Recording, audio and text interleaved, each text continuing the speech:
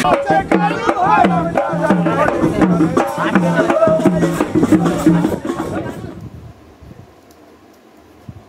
में दिक्कत होता है बाबू? मेरा पेट को दिक्कत, पेट में नहीं, हमको कमर से पैर से भी दर्द बेसी होता है, जितना मुड़ना चलने में बड़ा तकलीफ होता है। पेट में खिंचाव होना बच्चे को तो नहीं होता? पेट में खिंचाव दिख रहा है, दर्द होता है, ऐंठता है पेट।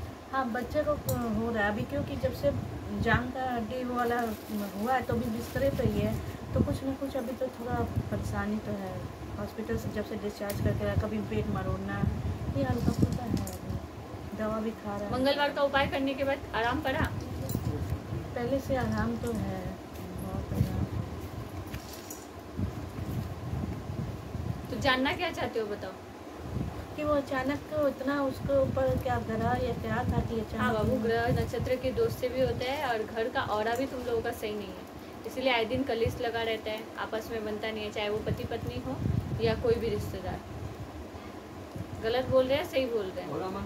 हाँ, ऑरा मतलब एक एनर्जी होता है ना, जैसे आप यहाँ पे बैठे हो तो आप क्या महसूस कर रहे हो? अच्छा महसूस कर रहे हो, बुरा महसूस कर रहे हो, होता है ना? हाँ। कहीं हम घुसते ही हैं, अब आप बाथरूम में जाके ये एनर्जी तो महसूस नहीं करोगे, वहाँ का ऑरा अलग है ना? तो नेगेटिविटी होता है, एक पॉजिटिविटी होता है। पूजा पाठ के दौरान उसको हम अच्छा कर सकते हैं, अपने ऑरा को और मजबूत कर सकते हैं, कि कोई भी अगर कुदृष्टि भी दे रहा है तो हमारे आगे हमारे इष्ट, हमारे कुल के देवी देवता तो खड़े रहेंगे। आया समझ में?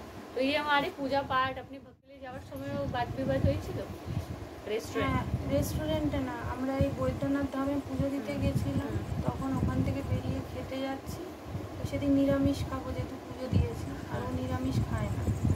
এটা জানুয়ারি মাসে, তখন খুব ঝামেলা হয়েছে আমার সাথে। বল সচ্চে দরবার কি জয়। আমি ওখান অবধি দেখতে পারবো, যেখান অবধি কেউ দেখতে পারবে না। এমনি মানে সবসময় একটু মতের অমিল। তোমাকে এই জিনিসটা আমি এই জন্য বললাম, এই কথাটার কোনো মানে নেই কিন্তু এই জিনিসটা এই জন্য বললাম কি আমি তোমাকে মিথ্যে কথা গাইড করছি না, তোমাকে যে আমি গাইড করছি কি ওর 9 মাস আগে থেকেই অন্য কারোর সঙ্গে ওর কথাবার্তা আছে, ওর রিলেশন চলছে, ওটা এটা ভেতর ভেতর দিয়ে চলছিল। আচ্ছা ঠিক আছে, আমি বুঝতে পারি, কিন্তু তুমি বুঝতে পারো না। হতে পারে। এবার রইলো ওখান থেকে ফিরিয়ে নিয়ে আসার কথা। ঠিক আছে, তুমি কার সঙ্গে কথা বলছিলে? আমি আমার অনেকগুলো বন্ধুকে এই কথাটা বলেছি, যারা আমাকে অনেক জায়গায় নিয়েও গেছিল। ঠিক আছে, এবং আমি সেখানে দু একটা কাজও করেছি, কিন্তু সেরকম কিছু হয়নি। এটা হলো ব্যাপার। এবার ও ভাবে কি যে আমি ইঞ্জিনিয়ারিং কলেজের স্টুডেন্ট, ঠিক আছে, আমার ম্যাক্সিমাম ছেলে বন্ধু, কাকিমাও সব জানে। ও ভাবে কি যে আমার বোধ ওদের সাথে কোনো সম্পর্ক আছে। তো আমি বললাম তুই তাহলে একদিন ডেকে পাঠা, আমরা দুইটাই কথা বলি। তারা আমার বাড়িতেও এসছে, আমার শ্বশুর শাশুড়ি সামনে এসছে, আমার বাড়ি পুজোতে এসছে, তার বউরাও এসছে। আমরা খুব ভালো ছিলাম 2.5 বছর। লাস্ট 3 মাস আমার এক বাড়িতে পৈতৃক সম্পত্তি আমার হাজব্যান্ডের বাড়ি থেকে পেয়েছিলাম। সেখানে ওদের জয়েন্ট ফ্যামিলি, আমরাই বড়, সবাই বাড়ি করে নিয়েছি।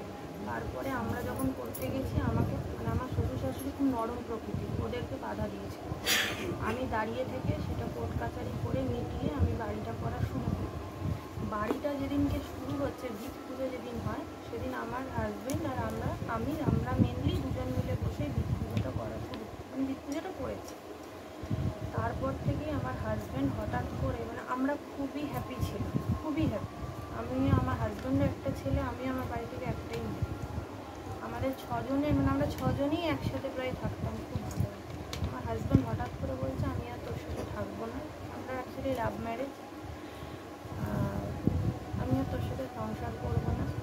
তারপরেও আমি প্রায় 1-1.5 মাস মতন কষ্ট করে ছিলাম, এমনি কোনো ঝামেলাঝাটি অশান্তি কিছুই করতাম না। লাস্টে একদিন হঠাৎ করে বলছে আমি তোর সাথে সংসার করতে পারছি না।